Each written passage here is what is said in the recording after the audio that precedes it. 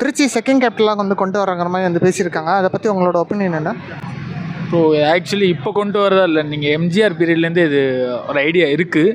ஆனால் அது எனக்கு தெரிஞ்சு அது ஒரு பாசிபிலிட்டிஸ் கம்மி தான். நான் ஏன்னு சொல்லுவேன்னா, சென்னை எதுக்காக கேபிட்டலாக கொண்டு வந்தாங்கன்னா, அங்கே போர்ட் இருக்குது.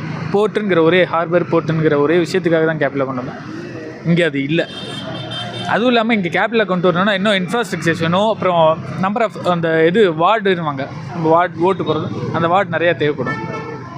அந்த வார்டில் இருந்தால் தான் கேபிட்டலாகவே கொண்டு வர முடியும். இத்தனை வார்டு இருக்குது, தேவை ஒரு கேபிட்டல் இருக்குது, அப்படி இருந்தால் தான்.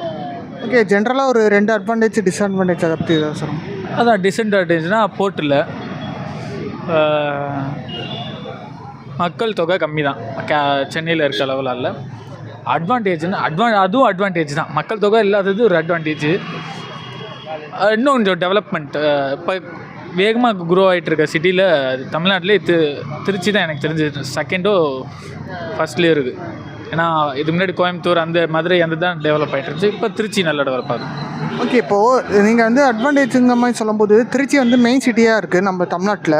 நம்ம இங்கேருந்து 6 to 7 hours நம்ம வந்து எங்கே இருந்தாலும் அது போயிடலாம். அது ஒரு அட்வான்டேஜாக நீங்கள் வந்து பார்க்குறீங்களா?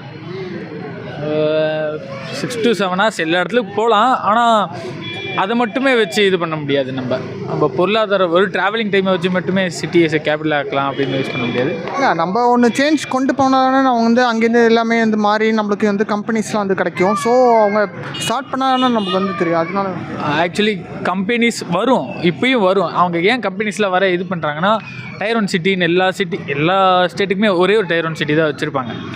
அதுமாரி சென்னை மட்டும்தான் இங்கே Tier 1 சிட்டியாக இருக்கும். இங்கே இது திருச்சி Tier 1 சிட்டி ஆகணும்னா முடியாது. அங்கே இருக்கிறதெல்லாம் காலி பண்ணிட்டு இங்கே வந்தால் தான் இங்கே Tier 1 சிட்டியாக மாறும். அதனால் அது எனக்கு தெரிஞ்சு கேபிட்டல் ஆக வேணாம் அப்படின்னு தோணுது. ஏன்னா